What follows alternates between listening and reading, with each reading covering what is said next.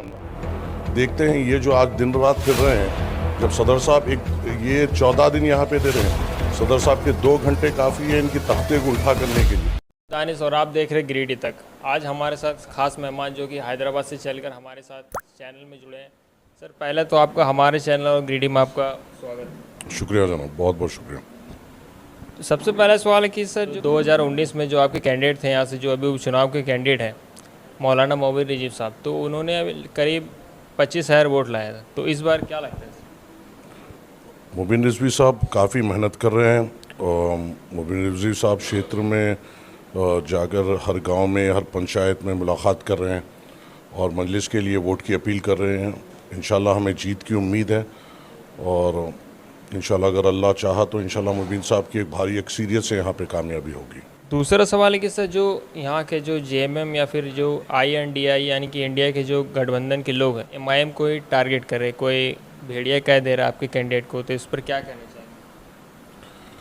देखिए, ये जो भी कह रहे हैं ये सिर्फ चुनाव में आकर सिर्फ मजलिस या मुसलमान या मियाँ जी पे सिर्फ ये सवालात उठाएंगे। ये जब इलेक्शन ख़त्म हो जाता है, जब हमको इनकी ज़रूरत होती है, जब ये नज़र नहीं आते।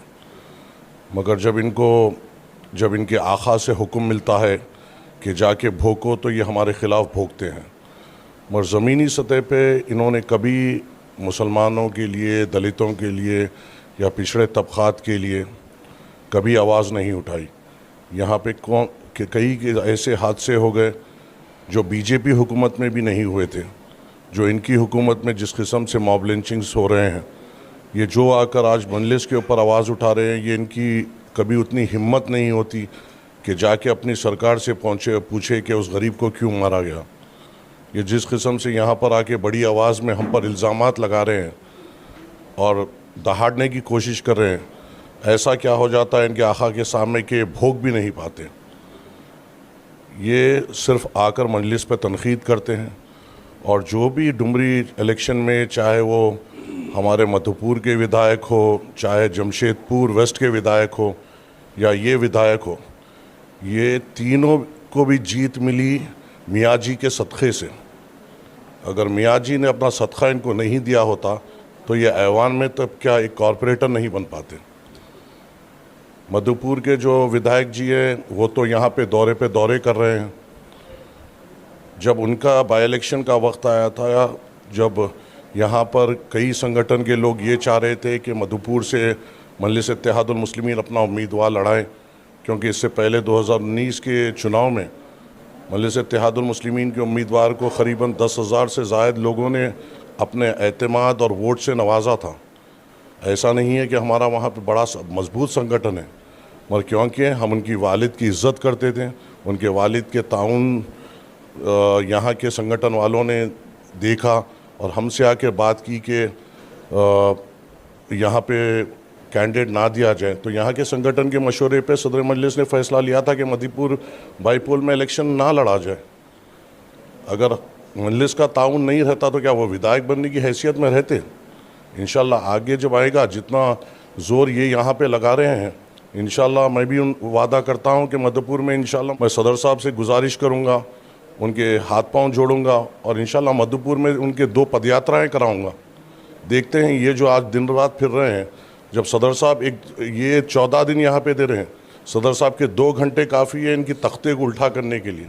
इंशाल्लाह वक्त आएगा, हम जवाब देंगे, अपनी मेहनत, अपनी जुस्तजू से जवाब देंगे। हमें गैर ज़रूरी बातें करना नहीं आता। हमारी तालीम मेहनत की है और हम ये जानते हैं कि मेहनत करो, इंशाल्लाह अगर अल्लाह तुमसे राज़ी है तो कामयाबी भी मिलेगी। हम अल्लाह पे तवक्कल होते हैं, मेहनत करेंगे और इंशाल्लाह हम कायम होंगे यहाँ पे।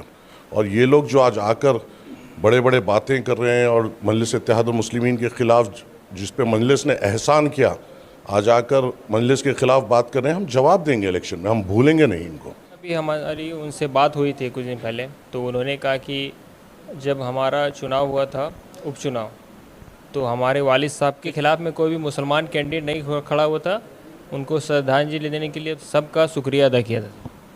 बेशक वो उनके वालिद की इज़्ज़त थी, वो एहतराम था जो झारखंड की आवाम के दिल में था, हमारे दिल में था। हमने खिराज अक़ीदत उनको पेश की। क्या ये अपने वालिद के किरदार पे खरे उतरते हैं? क्या दिख रहा है? जब हम ये सोचें कि एक हमारा मुसलमान भाई वहाँ पे ठहर रहा है, उसको ताकतवर बनाना चाहिए, उसको कामयाबी देना चाहिए, वो सोचकर मजलिस इत्तेहादुल मुस्लिमीन ने वहाँ पे उम्मीदवार नहीं उतारा। और वो क्या कर रहे हैं, वही मुसलमान भाई के ख़िलाफ़ आकर प्रचार कर रहे हैं अपने आका को खुश करने के लिए।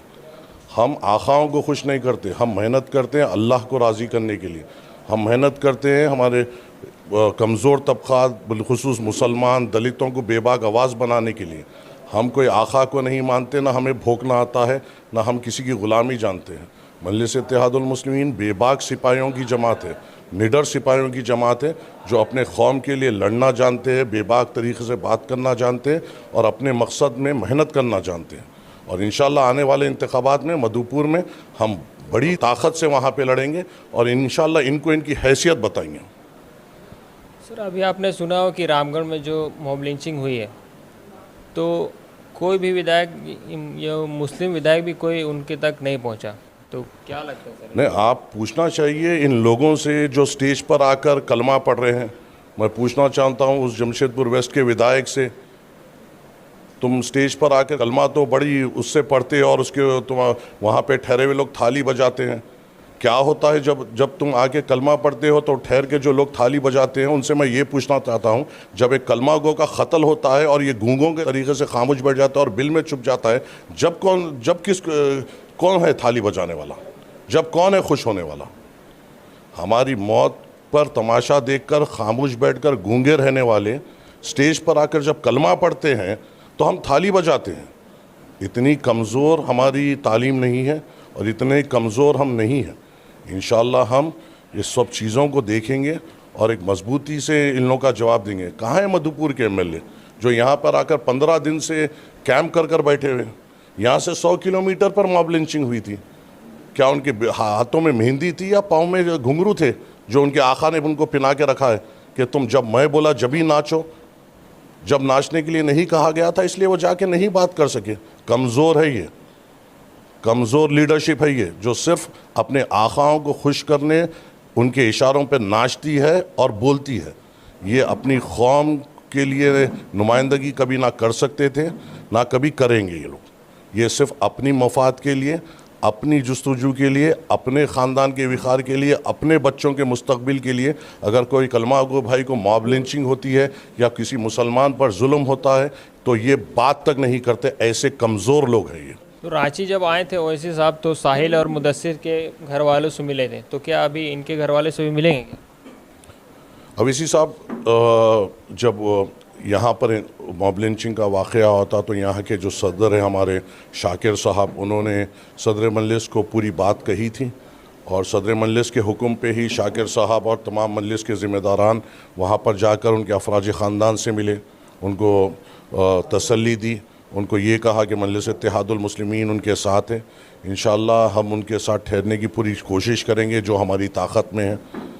और जिस तरीक़े से आपने देखा जो नौजवान लोग पुलिस फायरिंग में रांची में शहीद किए गए थे, उनके घर वालों के साथ हम जाकर ठहरे, उनको माली इमदाद दी ताकि वो उन मुजरिमों के ख़िलाफ़ लीगल केसेस लड़े, वो कमज़ोर ना पड़े माशियत से और वो इंसाफ के लिए आगे बढ़ सके।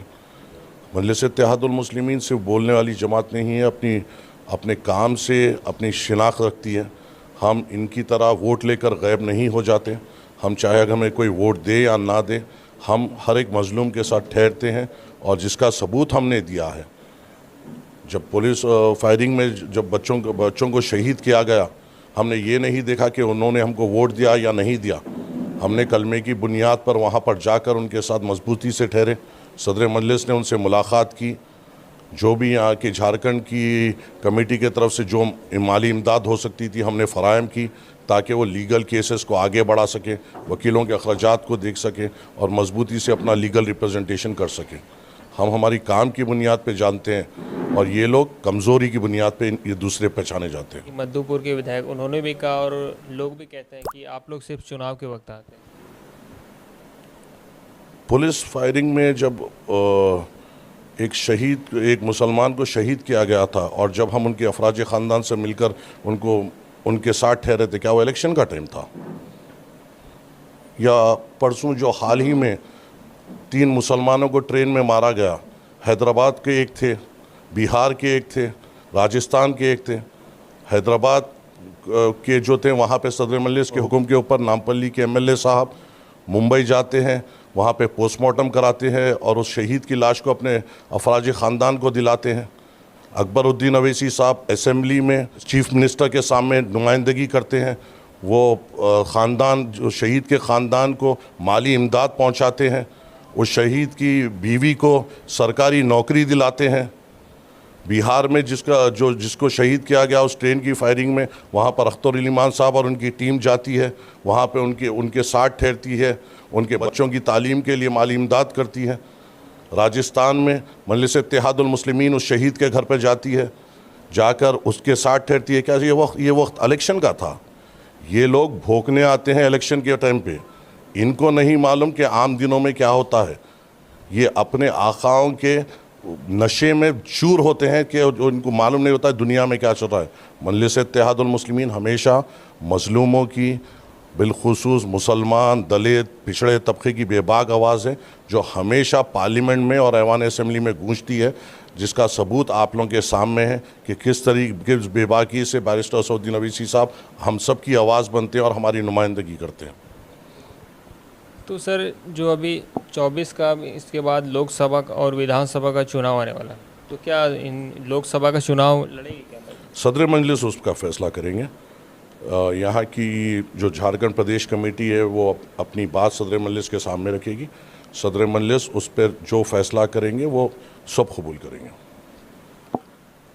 सर जो आपने कहा कि ट्रेन एक्सीडेंट, तो उसमें एक राजस्थान के थे, एक बिहार के, एक हैदराबाद के। तो हैदराबाद के हमने देखा कि अकबरुद्दीन ओवैसी साहब ने असेंबली में आवाज़ उठाया और अगले दिन उनको घर भी मिल गया और सरकारी नौकरी और सारा कुछ हुआ, लेकिन बिहार और राजस्थान में कुछ नहीं होता। क्यों सर?